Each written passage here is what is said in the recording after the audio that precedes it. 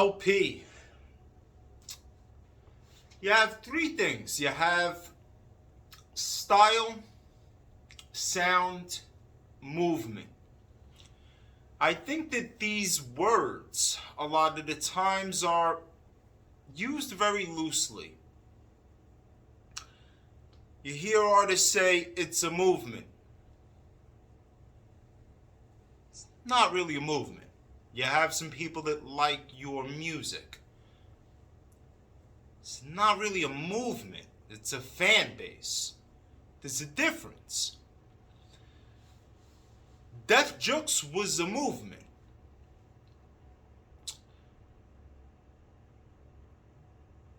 Style, when you go to the earliest works, right, that I know of, which would be the company flow. If there was something before that, I'm sure there was. I'm just not aware of it. But you had somebody, and there were others that were very experimental, but you had somebody who clearly, the way that he rapped this was designed for people who, there's a certain kind of person that is going to listen to what LP was doing.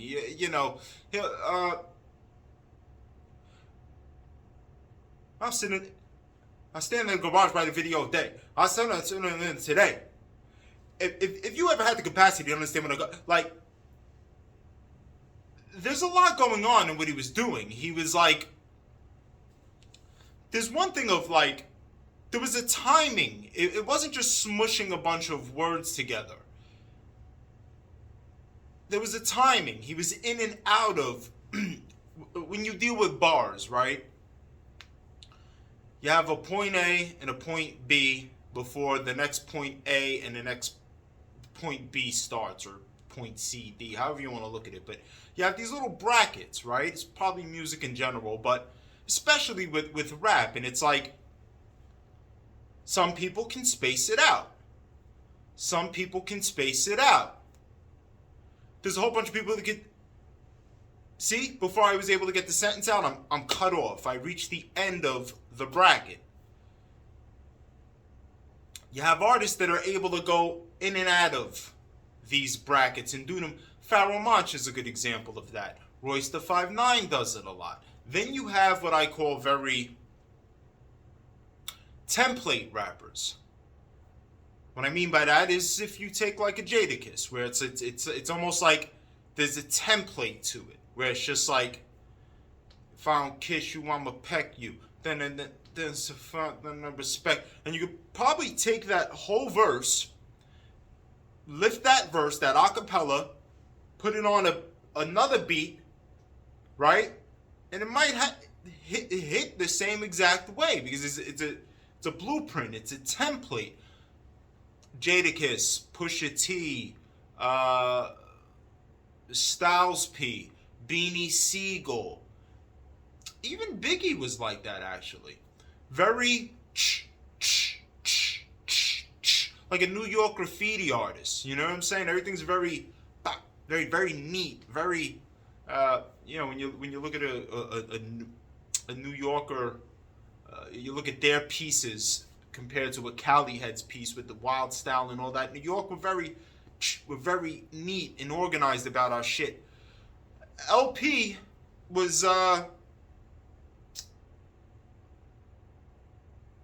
he was just like, out the gate it was like, I'm coming with the most just hardcore form of lyricism that I can. I'm coming right at you with it. Now, a movement comes from that because of the extremity. Let me give you the opposite so you understand what I'm saying. I once met a group. I forget who they were. I happened to meet them. Honestly, I forget who they were. And he said to me, I have something for your feet, I have something for your spirit, and I have something for your mind. Meaning, it's something for the club, but it's also something for the deep spiritual person, and it's also something to think about. Well, let me tell you something.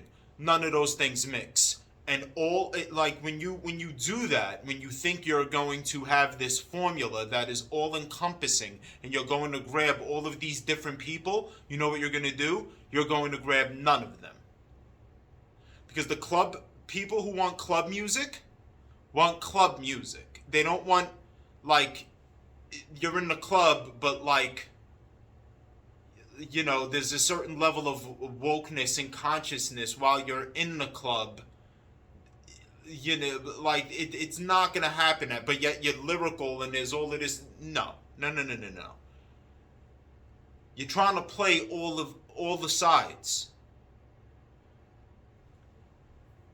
Even if you succeed in what you're trying to achieve, you're walking this middle ground. That's not the stuff that movements arise from.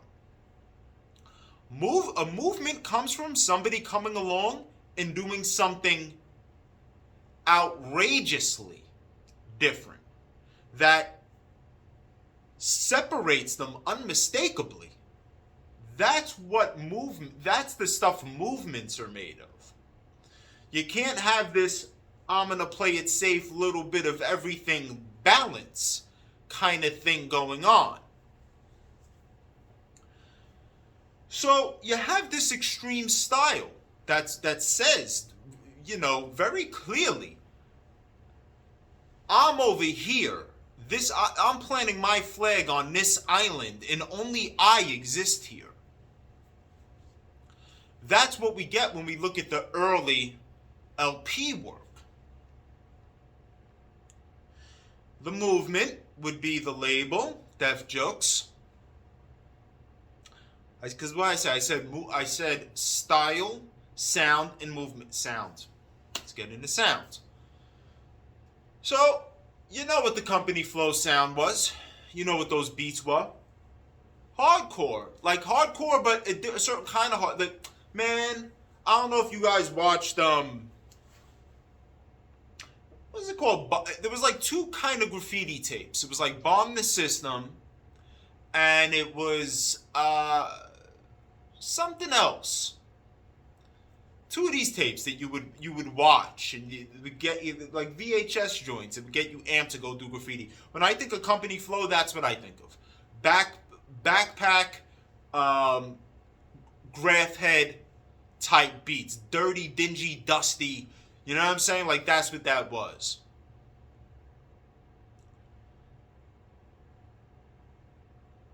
As the sound evolved, right? You have like a Fun Crusher album, and still that same element, that dirty, dusty, like you get it, like it's still there.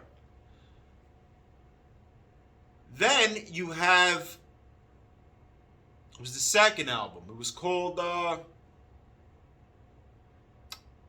Overly Dramatic. No, that was the name of the song on it. Why am I forgetting this? The second LP, the second solo album. I don't know why the name Cancer for Cure, I believe, was the third one. What the fuck was the second? What was the see this man? The second album. But the fucked up thing is, this was my favorite album, and I don't remember the name. Anyway, the second album, you now see the sound developing, and it develops into something. It was very, it took, he blended together these artists, other artists that I listened to, that I was a fan of. Trent Reznor, the Mars Volta. You know how fucking jealous I was? So you have these artists, you know what I'm saying? And he created like this, once again, this man is on an island where only he exists. And this shit got more movement than the first one. I fucking love that, man. And you know, with streaming, you forget that all of these albums exist. It's like, I got on the time. I gotta go back to that shit, you know? And I'm gonna start doing part 2s and 3s to videos, because I have my reasons. I'm trying to keep shit 10 minutes. I don't think it's not important. I'll get into that another time. But I got to start cutting shit shorter. I don't think people have time in their day just to, to allot 30 minutes every day to a video, or 20 or close to that. Anyway, so you have the second album, which the sound starts to really develop into something,